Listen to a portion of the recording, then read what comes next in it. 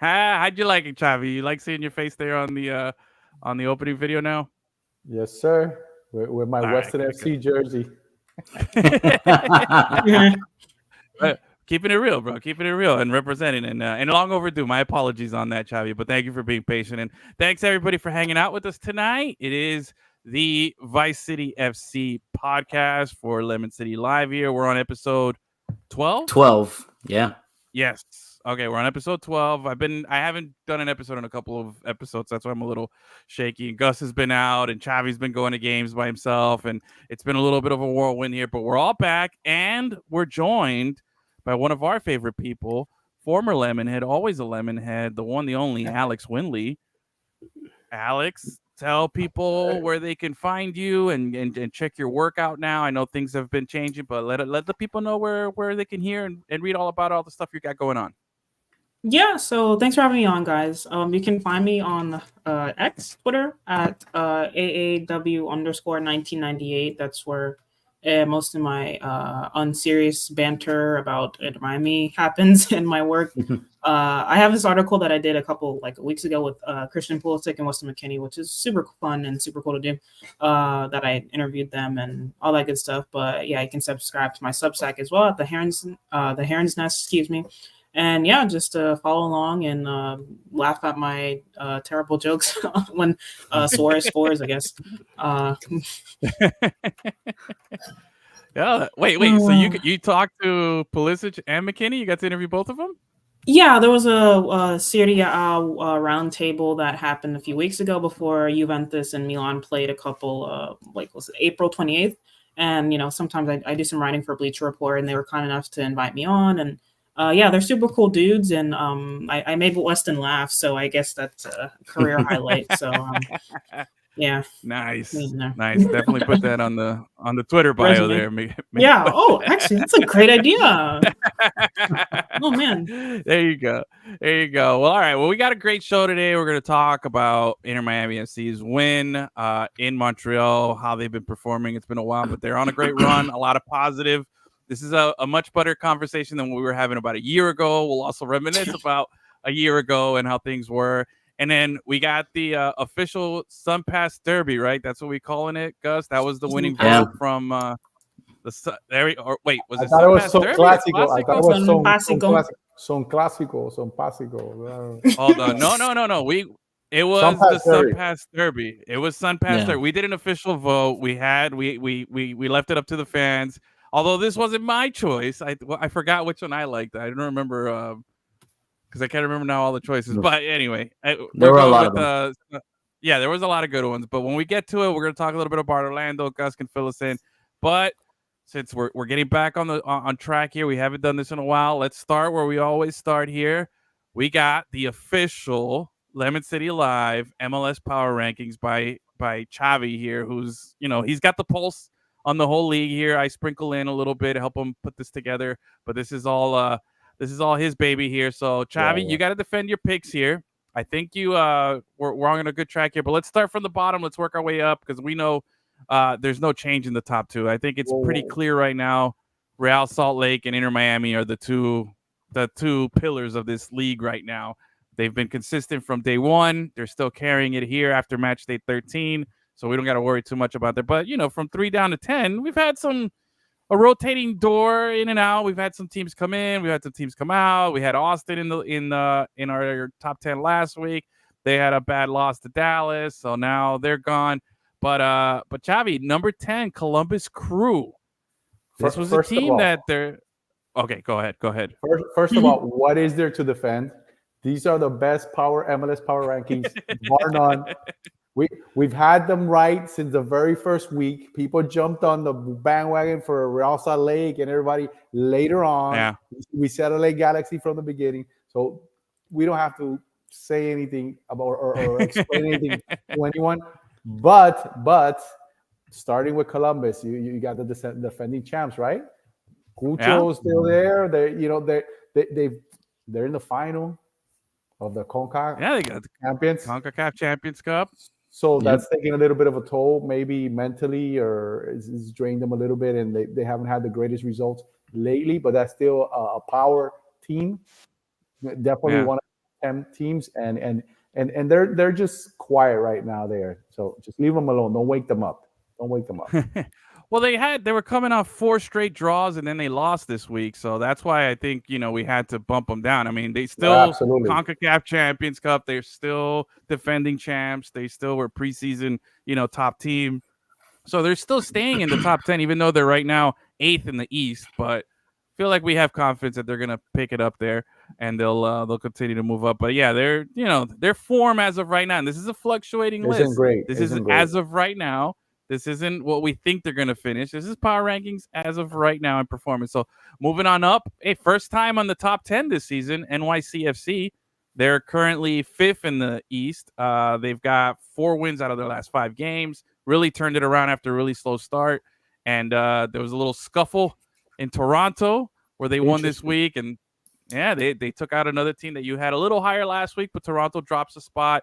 You got LAFC coming back now. After their big win this week, they got them at 8, Red Bull 7, Toronto. Be real. Is LAFC only on the list because they just signed Olivier Giroud? Is that what's going on there? No. They got the pedigree. They got the pedigree. They've been there before. They've won. You got to give the former champs respect too. They're still relevant. They're still relevant, and they're still strong. So you got to respect. Yeah. When is he supposed to start? Yeah. The transfer window opens up July, I believe. Yeah, Alex. Yeah, she says yeah. It's it opens up in July. So and I think he officially made his announcement like on Instagram or something today, right? Yeah. Okay. So yeah, we got that to look forward to. So LAFC is gonna get better. They're gonna continue to rise. Right now, they're 5th in the West. A team that's taken a bit of a dive and they're out of our top 10 right now is Vancouver, even though they're 4th. They're just their form as of late. It's just a couple of bad draws, then a bad loss. So they're out. But your boys, Xavi's boys, the LA Galaxy, still holding it down. 3rd in the West right now. They're just 2 points behind first. Ricky Pooch. And how about Minnesota quietly with Reynoso's gone, right? Like he's not playing there. He just came back. Yeah, he just came back to the team. Just came back. Okay. The same story as always. Like he can't leave again, or else they'll buy him out or something. Yeah, he's been leaving. Such a weird situation with that guy, right?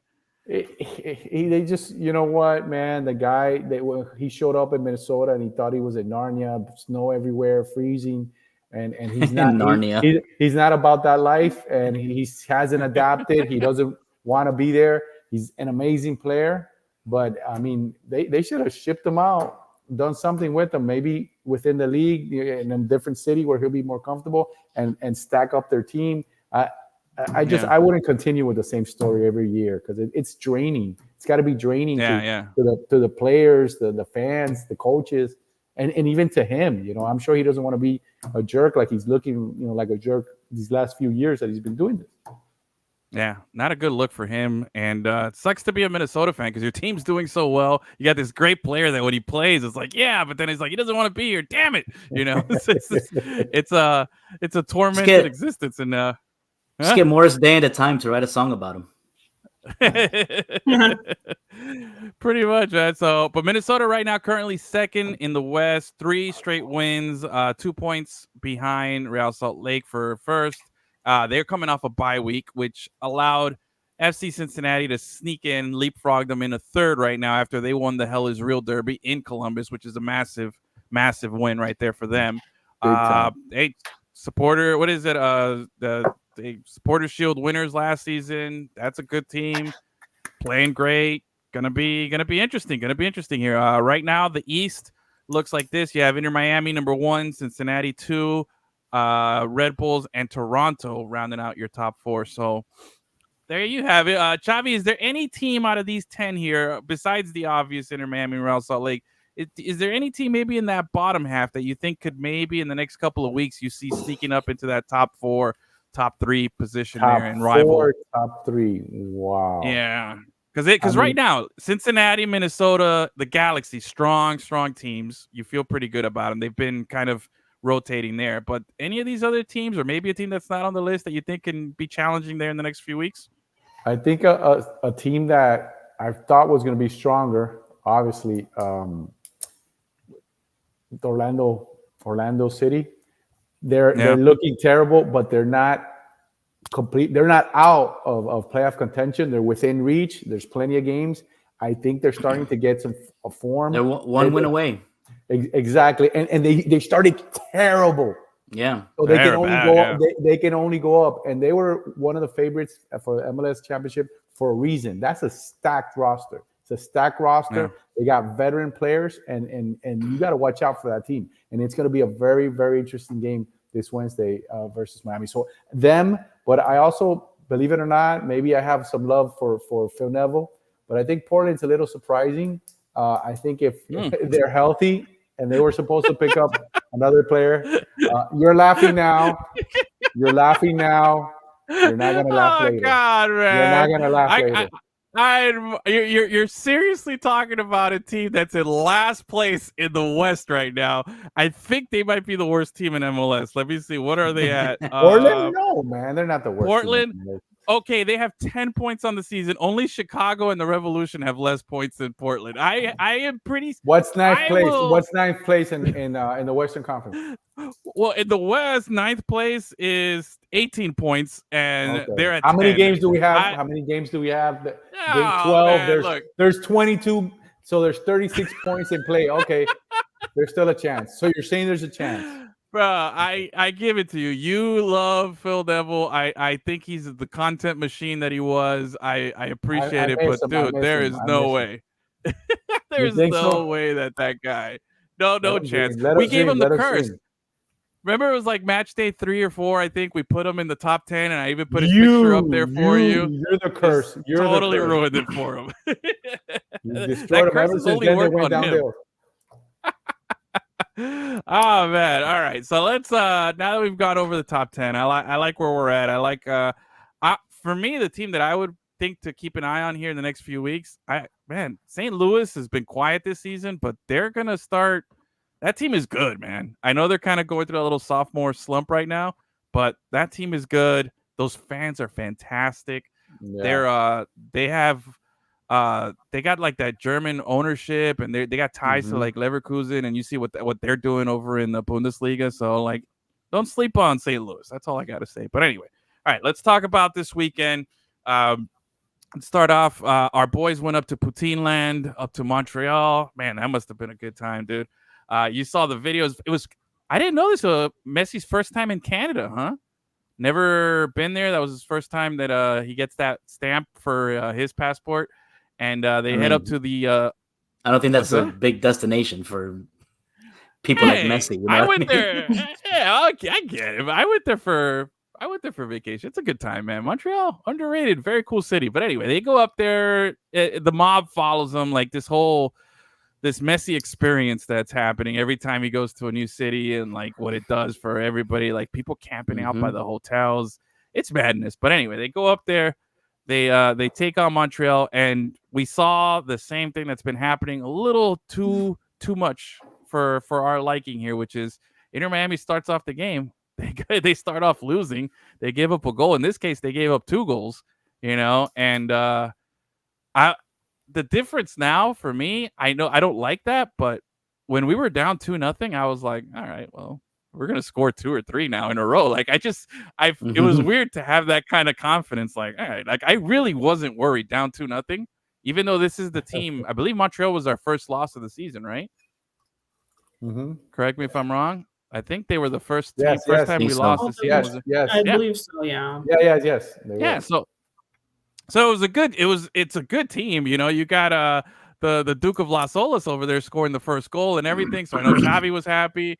It's just I saw that and I was like, but I wasn't worried, man. So I don't know, like Xavi, Alex, what do you guys? Xavi, let me hear you first here. What do you? How was your feeling and how did you take that? Like, were you concerned at all when we were down 2-0? No, honestly, I was more like annoyed that they let up 2 goals in like 12 minutes. And they were preventable if like the defenders were switching on correctly and they communicated a little better. But like you guys said, Miami have the best attack in the league, so it's not like if they won't score, it's when they'll score. So I think them going down early is like that one meme where you're sitting back in your chair and then they lean forward when they're playing video games. I think they need that. Yeah. I think they need like conceding that one goal to just get them going, really. Like the complacency when it's 0-0. I feel like they're so scared to concede that,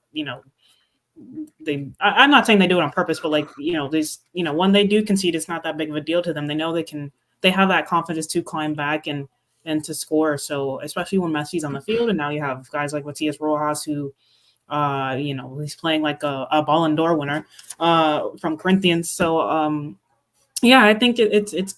I mean, in the end, it'll be concerning, but like once they get to the playoffs and they can climb back from that, it's not really that big of a deal. But I'm sure Tata Martino wants them to be a little bit more tight in the back. And I know maybe during the summer they'll go out and probably trade or get another center back or defender. But yeah, we shall see. Xavi, how about you? Okay, there was two things, but really the only concern I had was when that big man stepped on Messi's foot and Messi was down for that time. That was my concern. I was like, oh no, not again. A silly foul. He didn't even card him, I think, on that play. And it was a terrible, like he really messed him up. And I think that's the one reason Messi didn't have a goal contribution in that game. If not, he would have kept the streak going. But he hurt him. I think he hurt Messi that game. Luckily, there doesn't seem to be anything super serious. What does bother me is the fact that they keep showing over and over Inter Miami's weakness, and it hasn't really gotten way better. What happened when they played the back 5-3, whatever you want to call it, and they push up every time there's space, the teams just press Miami into trouble. But here they were just putting the ball over and around. And there's no speed. There's no speed to close the play. There's no speed to stay one-on-one in front of the person to try to prevent and slow him up. And then you have no speed where you're forcing Busquets in that position to play like he doesn't want. He has to come and try to cover, and it's very difficult. So they're just uncomfortable. So was I worried after I saw Rojas make that? It looked like a curved knuckleball splitter. I don't know what the hell he did. Oh, yeah. But it was beautiful. It was a beautiful shot. You see the ball curving, with that back angle where they show the camera angle, and the goalie's trying to read it. You try to read it, and he made a nice dive, but it was a dive for the pictures because he had nothing to do. He was not going to do anything. Yeah, that was two back-to-back. That's back-to-back weeks with SportsCenter top 10 plays right there. For this dude, that's two big left-footed blasts. Because remember last week he had that curler off the Messi assist where he took like two little touches and just bam from way outside. So hey, this kid, man, he's got something. He's exciting. He's must watch there because he just came to the team, right? This is only his second game, so he's got 2 goals in 2 games. Third or second game. This is third. Yeah, the first third game. Like New England. Yeah. That's wild. Yeah, and he's fit in right off the bat. Like, because remember, we lost Fetty Round for a while, which I saw somebody posted. He's almost back, though. He's almost back. So that's on nice. Instagram. He's doing some training with Ian Frey, who is also back in like full group training. I don't know if it's contact, but they're almost both returning soon, which is cool. So that's a great addition. That midfield right now with him, with Diego Gomez when he comes back. Diego Gomez doesn't get sold. Let's just call him the other Paraguayan on the team. Yeah. So you with and Fetty Round, Diego, Matias, man, we got quite. And then I'll mention Sergio Busquets. Like those 3 guys right now are like super hot. And then we got one of the best of all time. Maneuvering everything and working those guys in. But it's great to see that where we are right now. And then there's the rumors of Angel Di Maria coming to town potentially here. So we can add another person up front with Suarez and Messi, and then those guys in the midfield. But then it goes back to the same problem that we've been having, which is where our best defense is offense. Yeah, that's great, but I don't like that strategy. I like to have a little more stability on defense here. I don't think not having Jordi Alba is the reason that we're giving up these goals. But again, it takes me back to the problem that we've been talking about, Xavi, for the last few weeks. How much of this falls on Drake Callender? How much of this falls on him? Are you still, shining the spotlight at him, or you think it's more still a collective? I think it's a collective, but before I get into it, I know we mentioned Angel Di Maria, and I'd prefer if we're going to bring another veteran Argentinian player to Inter Argentina, I'd rather bring me Otamendi. Then if you're going to do that, then bring me a center back that's going to put respect there and kick ass. but that's just like a dream. That's just a dream. That's just a dream. Drake Callender, I feel you. Yeah, Nacho would be fantastic. Drake Callender is still not at the level he should be. I don't think he's playing confidently, but I don't think he's the only reason for that. Okay. But he needs to as a goalkeeper, as a U.S. national team player, as a veteran now, because he's 25, 26. He's got some experience. He's shown that he can be he was a top 3 goalkeeper last season, right? He needs to step up and give this team confidence. He needs to give the defense confidence. He needs to be more vocal. And that's what I would ask for him. But do I blame him? No, not completely. He's made some mistakes. This first goal by Duke, he just put it through his legs. I mean, it wasn't his fault that Duke got behind the defense and just had a straight face up against him. He was trying to see where he was going to go, and he just put it through his legs. So it makes him look bad, but he really didn't have much to do on that play. He really didn't. Yeah. The defense just got out hustled on both plays. They just got him from behind, and the defense was awkward, was off, was out of position. It was terrible. I mean, Kristoff to me has been hurt since last year when he first went down. Because when he first came to the team, he looked fantastic to me. I thought, man, this guy's fundamentally sound. He doesn't make mistakes. He's always in the right spot. He's not super, but he's just solid. And after he went down with that first injury, I've never seen him the same again. I don't know what happened. I really don't know what happened. If I can interject here, I do think. Oh yeah, absolutely. Yeah, I do think it has to do with communication some, because I noticed, and a couple people on Twitter noticed as well, that him and Cello Vegante, they one, like Cello would go forward and Kristoff would be in a weird position. So when they would lose the ball in midfield, there was only like 2 people covering, which was Franco Negri and Nico Frede. And I do think that part of I don't think Sergi speaks Spanish much, so I do think it's confusing when you have Toto Avila's there and then you switch it out for a Ukrainian like Sergi. I just don't. And they haven't played too much together because Cello just got here. I do think that is part of the confusion as well, which could be remedied by Frede coming over and explaining things. But yeah, I agree. I think Kristoff, he was really good when he first got here. I think Neville signed him, so I think he's more comfortable. But now I do think Miami's leaning into the Argentina Latin players very heavy. So I do think that Kristoff is just a little out of place. So I don't know. Let's see if they remedy this in the summer, or maybe, like I said earlier, maybe they'll bring in Nacho. Or have you guys heard that Ramos may be going to San Diego FC too? So that's another option that's not available for Miami. Yeah. So I don't know. Let's see what they do. But I think once Perdondo gets back, that should a lot of the defensive mistakes should cease, in my opinion. Let me ask you agree. something, Alex. What do you think? Oh, sorry. What do you think about Tata playing Kristoff when he has, let's say, a healthy Ryan Saylor? Why does he never give him any opportunities? I'm just curious. Like he never gives him an opportunity unless he's forced to play him. He won't play him. I think it's a lack of trust. Like Kristoff can be a little bit slow, but Saylor is slower. Even though I do think Ryan Saylor probably. Yeah, I think Ryan Saylor probably. Like the last few minutes of the last game, he was better in the air, and he was able to head out all those aerial duels that Montreal were throwing at Inter Miami's final third. So I think it comes down to trust. Eventually, Ryan Saylor will get his chance to start, but and I'd like to see Ryan Saylor start. I think when he's really good, he could be really good.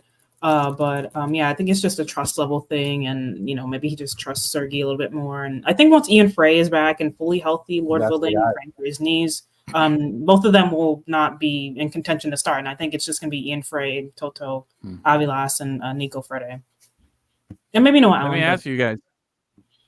Let me ask you guys now that because you mentioned Cello. So I didn't watch too much of this weekend's game, the Montreal one, okay? But I did, put a good focus on the week before, and I was not happy with Cello's performance against the Red Bulls. I know we scored the 6 goals and everything, but that first half just felt really like, and maybe I don't remember who was playing center back, if it was Christoph or somebody else, but there was when I notice, that means it's a problem. That's how I always look at it. Like I look to you guys.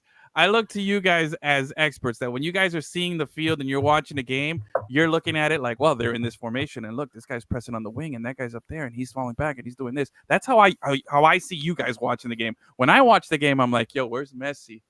Is he up there? Did he score? Like, I'm looking at the wrong things. But when I notice somebody playing, and I'm like, wait, that guy's not doing what he's supposed to, like, it becomes a big deal for me. Like, now all of a sudden I'm just hyper focused on that guy, and I'm like, why is he doing that? Why? And I'd be a horrible coach because of that. Because as soon as you start doing something wrong, I'm like, you're out of here, dude. I can't deal with it. But I started getting like that with Cello, watching him in the game, and I was like, bro, why is this guy not hustling, not running to the ball back on defense when they scored the goal? Like, there was quite a few things where I was just like, okay, I'm not impressed with the dude here. But then he goes around and he picks it up. So I don't know. He's been around now for a few games. He's another one of these Argentinian imports. How are you guys feeling about his, is he fitting in? Do you like him at the right back? Is he where he's supposed to be? Or do you think there needs to be a little more adjusting there with him? All right, take it. Whoever wants to go for it. I know Okay. Gus, don't worry, we're gonna get to Orlando. We'll talk. Yeah. I think Cello's been doing pretty good. I think he gives Miami more options going forward. He looks much more comfortable on the ball compared to Yedlin. Yedlin, he had his pace, leadership. I've met him once. He's a super nice guy. I'm taller than him, which maybe I shouldn't have said that, but yeah, he's a super nice guy. You're tall, Alex. You're tall. Okay. On a good day. Alex got the height advantage. That's all good. Yeah. But Yedlin, he had good pace and good locker room guy and all that jazz. But I think Cello, I hate using this, but I think he just fits the culture a little bit more. He's more comfortable going forward. He's a little bit better. That's code for he speaks Spanish. Yeah, I know, which is unfortunate. I know, but it just, I wish it wasn't that way. But that's clearly what the club's trying to do, and Miami and all that jazz. But yeah, I think Cello was an upgrade on that. And I see why they were pushing so hard to get him and I also think he has a better understanding with Messi. Like when Messi floats into the midfield, Cello is out there occupying those right wing spaces that sometimes you'll see him like where the Suarez is, and I'm just like, why are you there? But he just understands a little bit more, and I think he's been doing all right. No glaring mistakes. Okay. I've been a little bit down. I've been a little bit down on the last couple of games on him. The game against the Red Bulls in the first half, Forsberg Forsberg was making him dance. Like Cello was going this way, and Forsberg was pushing the ball the other way. He was making him look awkward. Like Forsberg was like toying with him. Here, get out of the way. I didn't like that. I thought he was a little bit off. And then in this game, it's a little bit. It seems like he's gotten distracted. It seemed like when he first came, he was completely focused, trying to impress and staying fundamentally sound and defense first, and then attack. And he was attacking. Like the first game was fantastic. He came onto the scene and he busted into the scene. And I think he's relaxed a little bit. So why, I don't know. But is he a good player? Definitely a good player. Definitely another good pickup for Inter Miami. I think he needs to get back into that focus that he had when he first got here and defend first and attack at the right moment. It's when you have Negri and it happened last year with Negri and Yedlin. Now it's Negri and Wyman. Right. They get caught up high, and then what happens? They're chasing and they never catch up. They never catch up. Hmm. So I don't understand why the team gets caught up so high and there's not shifts to cover the spaces. Maybe it's because there's a lot of slow guys, and that's the difference there on defense. I'm a guy that loves the center backs to be fast. You want to have it all, right? Fast, technical, play out the back. Well, if you have that, then they'd be playing. They're in Europe, so it's tough.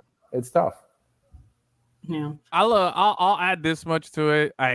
Exactly what you saw there, that Forsberg play, that's what was driving me nuts. That's when I was like, what is this guy doing? But anyway, but I gotta give. We also have to understand too. Yeah, and let's also. I don't want to like, pick on the dude because he's been great, and also we got to look at it this way. He's come in, and they said, hey, play this position because we need it, and just. Like the day before he got here, he got here and it's like, hey, get on the pitch and start playing. He got off the plane and came to play. Off the plane, got a jersey, and he slotted into that. Like I don't even know if that's the number he wanted. Yeah, I don't even know if that's the number he wanted. Actually, that number 57, yes, there's a backstory to that where I think he dedicated that to a family member who passed away. So, okay, all right. 57 is... not natural, but you get what I'm saying though. Like it just feels like, hey, get in there, do this, and then we're all going to criticize you because you play on the biggest team, in MLS and maybe one of the biggest teams in the world right now. So, but he's done it, and I think they're going to get better. But I agree, the culture, the Spanish is definitely taking over all of Inter Miami. They're having cookouts, during practice. There's a guy, with running the asado there, doing everything. So who's gonna be upset at that? Instead of hamburgers and hot dogs, they're eating asado and chorizo and everything. So I think I like that culture. I like that culture. I like choripan, bro. Of course. I wouldn't. If the greatest player of all time, that's what he wants, then you accommodate, and like, hey, it's a simple business plan here for Beckham. He's like, hey, you like this guy? Yeah, all right, let's bring him in. It doesn't take much to do. Yeah, they built a barbecue back there and everything. It's definitely a culture change. When are they gonna start selling mate in the stadium? I was just saying that. It's only a matter of time. With a Inter Miami the little cup that comes with it. When are they gonna start selling that? Oh my gosh! I was on the marketing team. No, I was on a tournament. I was at a tournament for in Weston, and there's this company. There's actually a company that does the mate, but it kind of like a soft drink type deal. And I forgot the name, but it's actually yes, exactly. It's actually pretty decent. It's actually pretty decent. Yeah, right. Yeah. Oh, okay. It's actually pretty decent. They were giving out samples and stuff. I had a couple. I was like, okay. And they explained, yeah, it wasn't bad. They explained the whole thing with the mate. So don't be surprised. We need to get them to sponsor the show. Let's get get the name. Honestly, I'm gonna go back after. Yeah. Well, to be fair, I can't stand tea. I'm not a tea drinker at all, so that mate stuff doesn't look appealing to me. But if Messi came up to me, he's like, hey, try this, I'd be like, yo, let's go, bro. I'll be all about it. But don't be a boludo. Gus and I used to play on a soccer team together with some Argentinian guys, and they would be drinking that stuff, and I never once was like, nah, I don't even want to try it. I'm good. It's the special juice from Space Jam. Yeah, right. Exactly. MJ's secret stuff. Mike's secret stuff.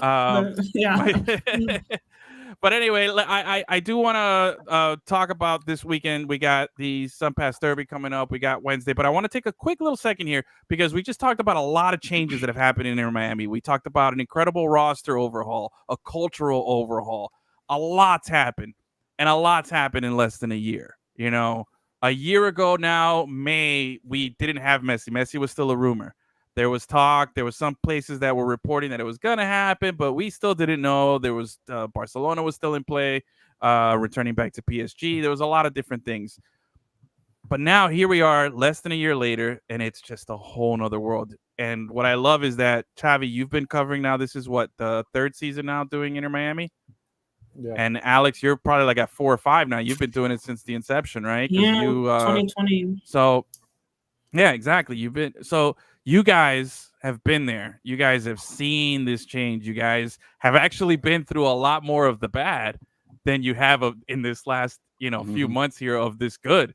So, just for you guys, especially, a year ago, we didn't have any of this stuff. There was a lot of promise and a lot of like, oh, maybe. But even 2 years ago, we were talking about Higuain and getting annoyed because he wasn't playing well, but then he was turning it up, and Xavi was supporting him, and I was bashing him. But Right. then, it was a lot of it was a much different time.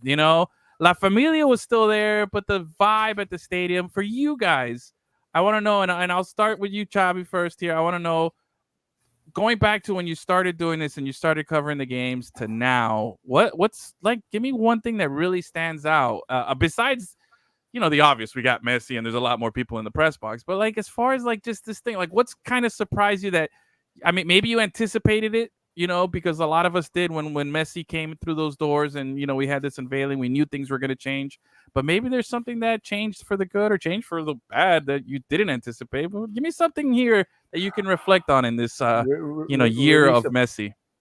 Really surprising is the amount. We knew that the world's eyes or the focus of the football world when the king was coming was going to come to Miami. I knew that. But it was surprising to me is Twitter or Facebook or whatever social media you use, from Asia, from all over the world, you have people sounding in and saying something all over Africa, from everywhere. So it's Messi. It's just amazing that he moves people and how much love he has in the whole world. And his shirts sell, and they're every continent on this earth has a Messi jersey, and it's brought the world's eyes to this pink little team, that now is a big brand. That now is a big brand, and that's been somewhat surprising. But it's more, instead of surprising, it's been like fantastic to see that, to see how one person has changed everything, and to know that people are looking from everywhere in there. You saw the tour. The tour was a disaster, right? But people were buying up the jerseys. The stadiums were full. Everybody's rock stars, man. Yeah, he's exactly. So got shunned by the Hong Kong government. What about you, Alex? Okay. No, the last thing I was go going ahead. to say Finish up. The last thing I was going to say is that they've been able to maintain the locker room and have like kind of an ambiance where it's familiar. You think that maybe since he was larger than life, people would it looks like the team has come together and they're down to earth. They're down to earth. They're good with each other. Like Alex, what about you? I think one thing that surprised me, the press box. I think the amount of fans that just follow you on social media for like the randomest things, like they want to know where Messi is 24/7. The amount of DMs I've gotten asking where the team's staying when they're out of town or when training is, so they could go get a shirt signed. It's been funny. A lot of them are really nice most of the time, but there are a couple that mainly just criticism towards the team, but like not constructive criticism, more like just them like hating for like dumb reasons that I block because I just don't want to be argumentative. It's a lot of fans that are super nice, super chill, and they've gotten into MLS, which is really, really fun and cool to see. And I'm also not used to like people, like when I go to the stadium, sometimes like people notice me from what I say online, which is scary, but I'm not used to that. But like not used to the celebrity that you've become, huh? I wouldn't call it that. It's just like I don't know. Like I just try to. You guys are great at what you do. Yeah. You guys are great at what you do, and this is all good stuff. Xavi's gone on like podcasts in Spain and stuff like that. And he's been talking to people because they reach out to him. So it is it is a different world than it was. For me, and I'll quickly move on. First of all, thank you to all the people watching. I see our numbers are looking pretty good here. Thanks again. If you're watching on Twitter, on Facebook, or on YouTube, if you want to comment, the message board is open there. If you got any questions, anything you want to talk about, we're always open. For me, one thing that's kind of like really surprising, as much as I thought that this was going to be obviously a good thing. And I thought it's how quickly they've become very good. Like I thought after Higuain, after Matuidi, after Joseph Martinez, after all these guys that we've got, we didn't get that instant gratification. And it's like, oh, we have Messi. Yeah, he's going to score a goal on his first game. Oh, we got Suarez. He's going to lead the league in scoring in his first month. You know, like we've had so much good, positive offense. And these guys have played. They've played to this exceptional level that I didn't think was possible. I was expecting like a ramp up period of like, maybe by like the middle of the season, they'll click in a gear and they'll start playing. No, they took off from the start and it's been fantastic. Which leads me to this weekend. We got Wednesday. We got wait, let me change the logo up here because I had it ready for you guys. We're now going into there it is. The Sun Pass Derby podcast. We're doing that now. So it's officially Sun Pass Derby time here. This is the one time or a couple times that we get to do this. Inter Miami's going up the turnpike. We're going to head over to Gus's neighborhood here. We're going up to Orlando. We're going to invade Mickey Mouse area there. The game is at are they playing it at Camping World or Exploria? Do you know? Inter and Co Stadium. Inter Miami Company Stadium. Oh, we own that That's too. the official name. Okay. Inter Miami Company Stadium. I don't know why they chose. I mean, I guess that's the company that provided the most money. They sold the sponsorship. You know what I mean? But man, that's you know that had to hurt. The fan base hates it. Yeah. Oh man, they took it hard. So we're traveling up. Yeah. Yeah, I bet I would too, man. I'd be real pissed. But anyway, we're traveling up I-95 or the Turnpike, however you want to get there. Game Wednesday night rivalry. It's gonna be a good time. Last time these two teams played was back on. Oh man, I don't have the date here in front of me, but it was back here at It was at the time it was still Drive Pink. Now it's Chase Stadium, so we've had another name change there too. And that game, that was Suarez's first goals as for the regular season. It was a 5-0 win for Inter Miami. That was a total domination of Orlando from the jump. March 2nd. That was a total domination from the jump. Suarez scored like 4 minutes in and 11 minutes in, and that's when that was his arrival moment for this team. That's when he came in and said, "Hey, I'm here. I'm good. I got my gun." You know, doing his whole thing. Yeah. And he delivered right off the jump. But he got fouled really hard, and then he made him pay for it. Exactly. So and he hasn't stopped since, man, which goes back to what I was saying. It's incredible how this team has kept up this performance from the beginning. I mean, they've had a couple of losses, they've had some draws. Yeah, it's going to be normal to long season, but they also, lost out in the CONCACAF Champions Cup, which honestly, I guess now, I mean, it was only an extra game or two that really on the schedule, so I don't think it was too much of a thing. I would have liked to have seen them, play, but I do think that the fact that they're out of that tournament has led to this recent run of form here where they've been on a tear, and they've played really good, really focused football here. But Gus, let's talk to you. What should Inter Miami expect here going up to Orlando? How do you feel as someone who's been watching Orlando? Are they ready? They're coming off a nice win. Lodero had 3 assists. They're feeling pretty good about themselves. How do you feel about Inter Miami going up there and what can happen on Wednesday night? I think you can expect for a very similar lineup now that we've seen what everybody thought Orlando would be, with Nico Lodero with the 3 assists, with Luis Muriel hitting a brace, Duncan McGuire he leads the team in goals.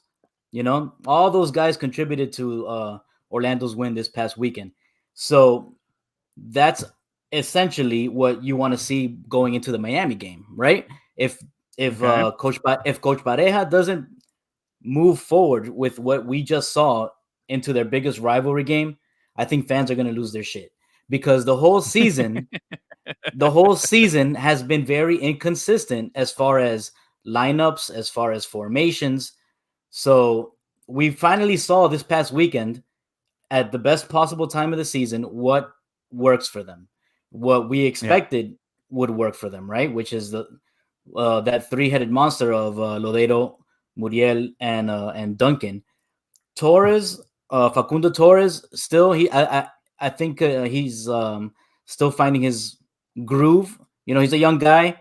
He had to basically give up control of the squad to Lodeiro and Muriel, but I think it's good for his growth to be able to learn from those guys and also input his skill into how the team would work. So if he can play well this coming Wednesday, if those other three guys continue to do what they did this past weekend, I think it should be a very good game.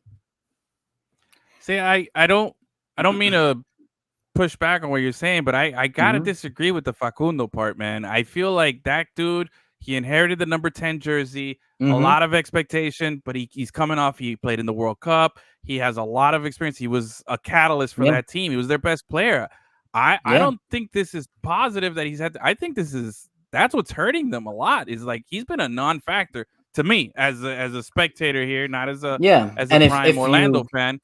If you It's read just- my I- past article, I kind of explain why that is. It's because he's a very young player, and when you sign players like Lodeiro and Muriel, and you're a young guy, even though that was your team in the previous season, it's not like Orlando has been his team for like 3 seasons already. Last season was really his coming out season. He had 1 season. When you sign guys Okay. like Lodeiro and Muriel, you have to defer to them. They're experienced veterans. They've gotten it done at various levels. So you're not gonna, unless you are some super phenomenal player, you're not gonna defer to those guys, or you have to defer to those guys. You know what I mean? But Torres, he has all the potential in the world to be somebody like that, but I don't think he's there yet. So I think bringing in these guys gives him somebody to learn from in order for him to take the next step, because I don't think he's ever had that in MLS, somebody to look up to like that. That part I agree. I do think he's never had that to look up to, but I also don't think, no offense to Lodeiro and Muriel, they're not Leo Messi and Luis Suarez. You know what I mean? These are guys. These are guys that he should look at as contemporaries, people like him. Lodeiro's an MLS legend, but he's also I don't 13 think, years in or no way, ever. man. That's not that they can't be contemporaries. Lodeiro has won trophies in MLS. Muriel has won scoring titles in Serie A. You know what I mean? Right. They're not contemporaries. I think Torres has more of a higher ceiling than those guys of where he can go, but he's not there yet. He can learn from those guys, and you see it all the time. Guys that like even Messi learning from Ronaldinho, right? Messi ended up surpassing him by a lot. You know what I mean? Yeah. But he had to learn from him first. So okay, all right, fair enough. I'll give you that. Just because you're gonna end up being better than somebody doesn't mean that you can't learn from them when you're young. I'll just say this though: they didn't give Messi the 10 shirt until Ronaldinho left. Oh, of course. They gave Facundo the 10 shirt, and this guy's still there, and other guys that he should learn from. So I don't know. I'm a little more disappointed in Facundo, but I'll give you the benefit, or give him the benefit of doubt based on what you're telling me here. You got a better eye on them, but let's see. I still think that he should be playing at a little bit higher level. I agree. I haven't seen much of him. He's been absent all season. He has. I agree with that. Open Cup.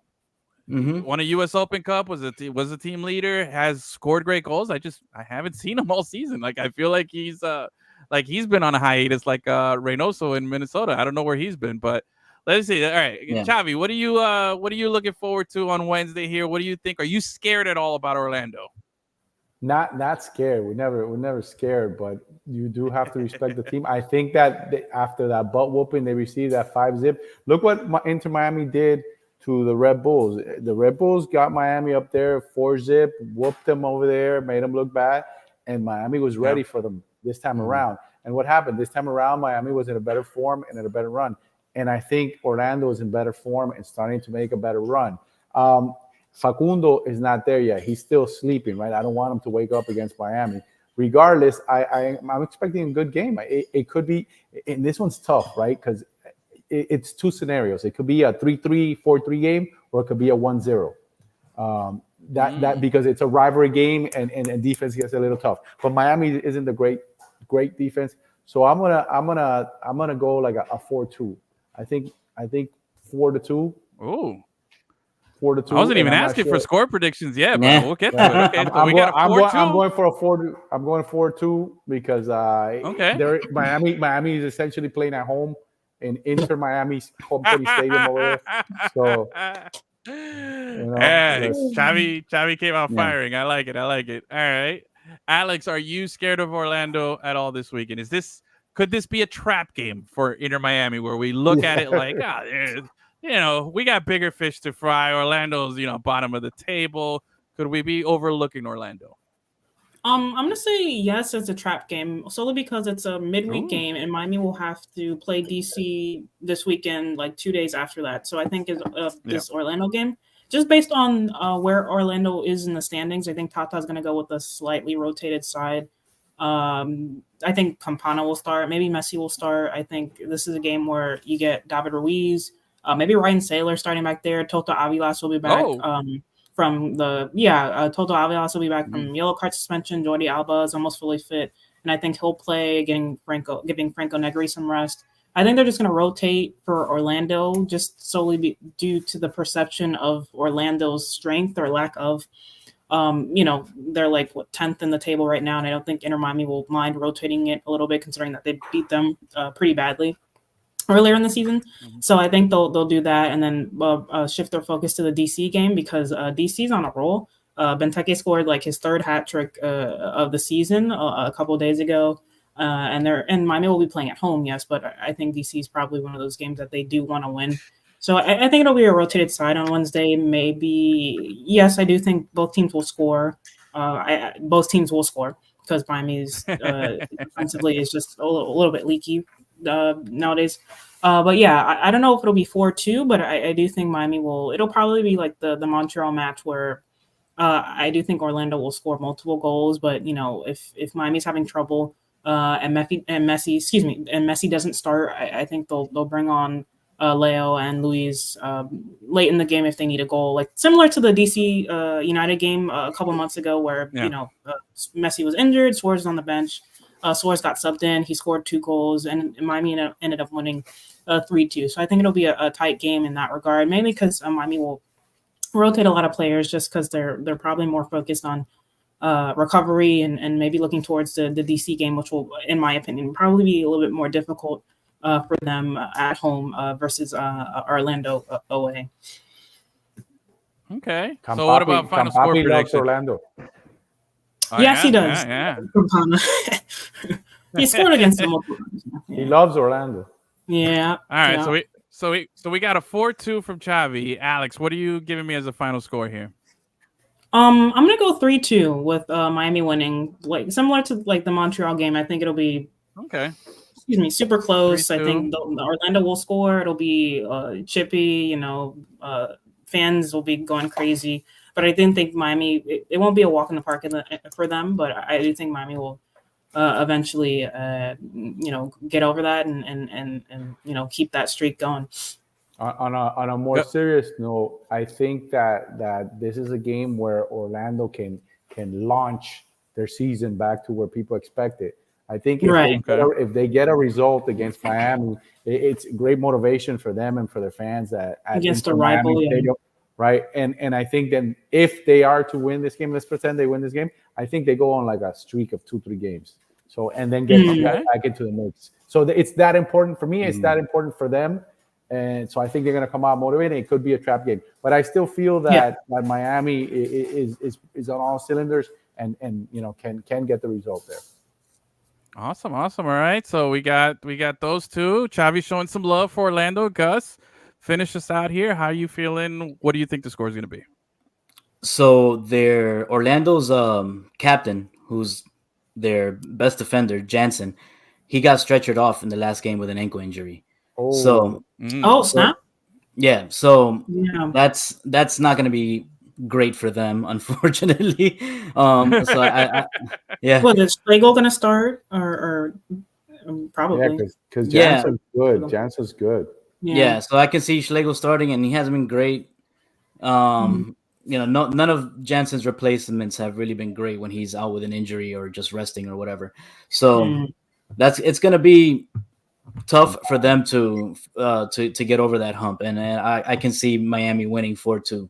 Campana hat trick. Okay. Oh, all right. Yeah, I wouldn't say Campana's on the hot seat, but his cameos are hat trick. Yeah, get Campana out of my face. Get Campana out of my face. He needs to step up. Yeah. I am off the Campapi bandwagon. I built that guy up so high. I thought he was going to be so great, and he's had every opportunity to seize the moment, and he hasn't been able to seize the moment. So I am off the Campapi train, but I do think the final score is going to be 4-1. Miami's going to win, but Orlando's going to score first. Orlando's going to score first. It's going to be 1-0. I think the trend of giving up the early goal is going to continue. We're going to make a dumb mistake. They're going to pass it back, and Drake's going to not be looking. It's going to go into the goal. It's going to be an own goal or something like that. Some crazy thing, but that's how it is. And quickly, it's going to be wrap up. It's going to be Lodeiro to Duncan for the goal. Lodeiro. Okay. All right. A little quick, 13 seconds in, like last time. Yeah. Here we go. Real quickly here, the last thing we'll do here before we leave. Give me one person who's going to score in the game. We'll see if you guys can pick a goal scorer. I mean, I know it's easy to say Messi or Suarez, but give me somebody creative here that's not Messi or Suarez that'll score a goal here. And you could go with anybody in Orlando. Just give me somebody who's going to score a goal. Who wants to go first? I already said Duncan. Julian Gressel. Okay, so we got a Gressel goal, the Duncan goal. Chavi, what about you? The number one underground icon for Inter Miami, Robert Taylor. Robert Taylor. Yeah. All right. I'm gonna go with. I think my Rojas is gonna make it 3 games, 3 goals, and it's gonna be another banger. It's gonna be another banger for the guy. So yeah, I like. I like bicycle kick in. He's gonna do a bicycle kick in from midfield. It's gonna be it's gonna be some crazy thing like that. So, all right. Yeah. Well, anyway, we got to wrap it up. Chavi's got to jump on another podcast now, but I want to thank everybody who's tuned in, watching. If you're listening on the podcast, make sure to hit subscribe, hit the like button, share. Check out Alex, her work online. You can find her on Twitter at AAW_1988. Yeah. It's a confusing fantastic name. I'm sorry. But it's yours. You got it. People know you. They're finding you at the games. You're the celebrity, so it's working. But Alex, thank you again for hanging out with us. Chavi, thanks for hanging out. Gus, welcome back. It's great. I really enjoyed today's show. Thank you guys for everything. Have a great one. We'll be back. Maybe we'll do something on the weekend. We'll do a little Twitter space or something after this game and in lieu of the DC United game. So thanks again for hanging out with us, guys.